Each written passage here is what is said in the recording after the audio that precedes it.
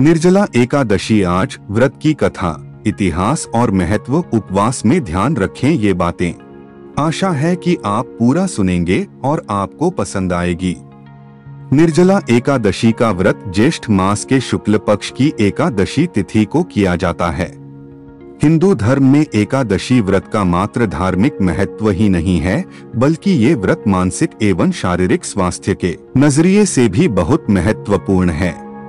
एकादशी का व्रत भगवान विष्णु की आराधना को समर्पित होता है। इस एकादशी का व्रत करके श्रद्धा और सामर्थ्य के अनुसार दान करना चाहिए। इस दिन विधि पूर्वक जल कलश का दान करने वालों को पूरे साल की एकादशियों का फल मिलता है। इस प्रकार जो इस पवित्र एकादशी का व्रत करता है वह समस्त पापों से मुक्त हो जाता है। एकादशी व्रत का इतिहास। एक बार बहुभोजी भीमसेन ने व्यास जी के मुख से प्रत्येक एकादशी को निराहार रहने का नियम सुनकर विनम्र भाव से निवेदन किया कि महाराज, मुझसे कोई व्रत नहीं किया जाता। दिन भर बड़ी तीव्र क्षुधा बनी ही रहती है। अतः आप कोई ऐसा उपाय बतला दीजिए जिसके प्रभाव से स्वतः सद्गति हो जाए।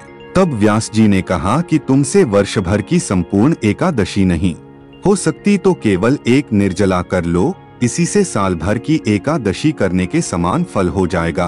तब भीम ने वैसा ही किया और स्वर्ग को गए। इसलिए यह एकादशी भीमसेनी एकादशी के नाम से भी जानी जाती है। निर्जला एकादशी का महत्व। निर्जला यानी यह व्रत बिना जल ग्रहण किए और उपवास रखकर किया जाता है, इसलिए यह व्रत कठिन तप और साधना के समान महत्व रखता है। हिंदू पंचांग अनुसार वृषभ और मिथुन संक्रांति के बीच शुक्ल पक्ष की एकादशी निर्जला एकादशी कहलाती है। इस व्रत को भीमसेन एकादशी या पांडव एकादशी के नाम से भी जाना जाता है। पौराणिक मान्यता है कि 5 पांडवों में एक भीमसेन ने इस व्रत का पालन किया था और वैकुंठ को गए, इसलिए इसका नाम भीमसेनी एकादशी भी हुआ। सिर्फ निर्जला एकादशी का व्रत कर लेने से अधिक मास की 2 एकादशियों सहित साल की 25 एकादशी व्रत का फल मिलता है। जहां साल भर की अन्य एकादशी व्रत में आहार संयम का महत्व है, वहीं निर्जला एकादशी के इन आहार के साथ ही जल का संयम भी जरूरी है। इस व्रत में जल ग्रहण नहीं किया जाता है, यानी निर्जल रहकर व्रत का पालन किया जाता है। यह व्रत मन को संयम सिखाता है और शरीर को नई ऊर्जा देता है। यह व्रत पुरुष और महिलाओं दोनों द्वारा किया जा सकता है। व्रत का विधान है। निर्जला एकादशी व्रत में दिन भर इन बातों का ध्यान रखें। पवित्रीकरण के समय जल आचमन के अलावा अगले दिन सूर्योदय तक पानी नहीं पिएं। दिन भर कम बोलें और हो सके तो मौन रहने की कोशिश करें। दिन भर न सोएं। ब्रह्मचर्य का पालन करें। झूठ न बोलें, गुस्सा और विवाद न करें। अब सुने निर्जला एकादशी व्रत कथा।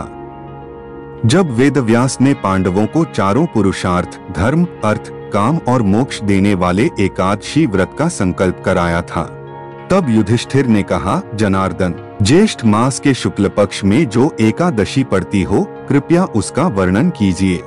भगवान श्री कृष्ण ने कहा, हे राजन, इसका वर्णन परम धर्मात्मा व्यास जी करेंगे, क्योंकि ये संपूर्ण शास्त्रों के तत्वज्ञ और वेद वेदांगों के पारंगत विद्वान हैं। तब वेद व्यास जी कहने लगे, कृष्ण और शुक्ल पक्ष की एकादशी में अन्न खाना वर्जित है। द्वादशी को स्नान करके पवित्र होकर फूलों से भगवान केशव की पूजा करें। फिर पहले ब्राह्मणों को भोजन देकर अंत में स्वयं भोजन करें। यह सुनकर भीमसेन बोले, परम बुद्धिमान पितामह, मेरी उत्तम बात सुनिए। राजा युधिष्ठिर, माता कुंती, द्रौपदी, अर्जुन, नकुल और सहदेव ये एकादशी को कभी भोजन नहीं करते तथा मुझसे भी हमेशा यही कहते हैं कि भीमसेन एकादशी को तुम भी न खाया करो, परंतु मैं उन लोगों से यही कहता हूँ कि मुझसे भूख नहीं सही जाएगी।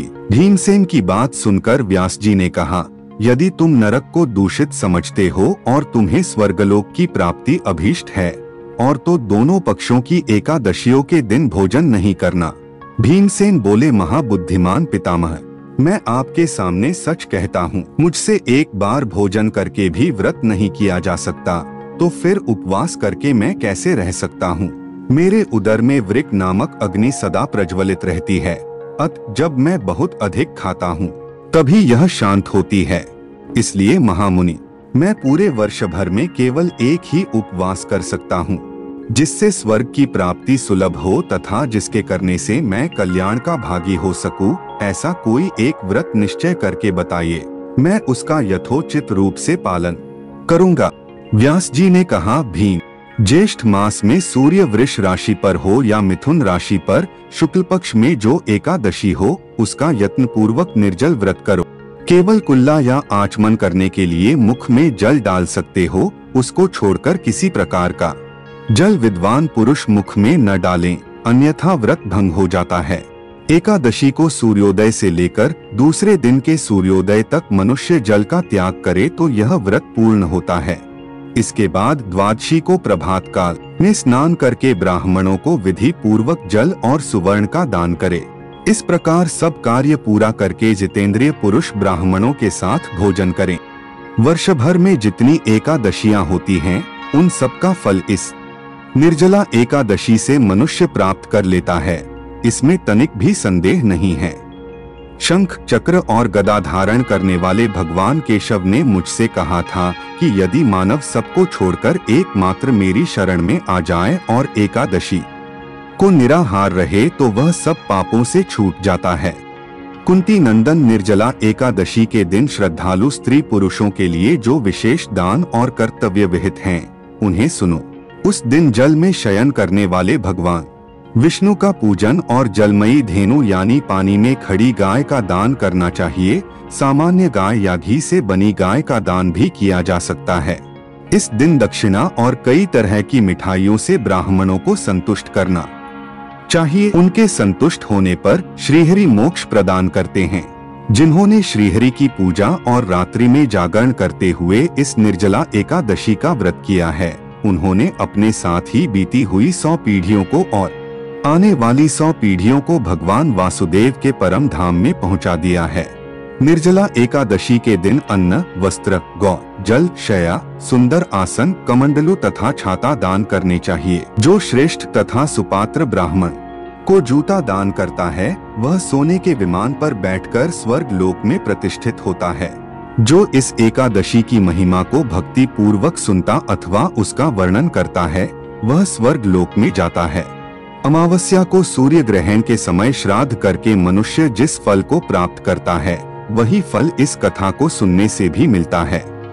भीमसेन, ज्येष्ठ मास में शुक्ल पक्ष की जो शुभ एकादशी होती है, उसका निर्जल व्रत करना चाहिए। उस दिन श्रेष्ठ ब्राह्मणों को शक्कर के साथ जल के घड़े दान करने चाहिए।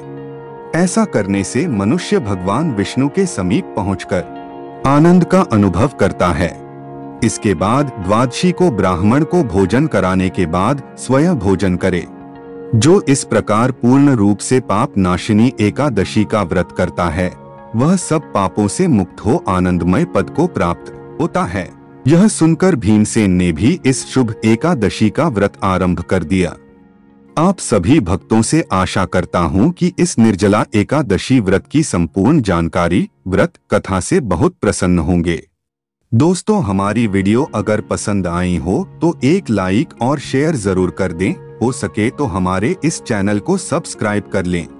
धन्यवाद। जय श्री हरि।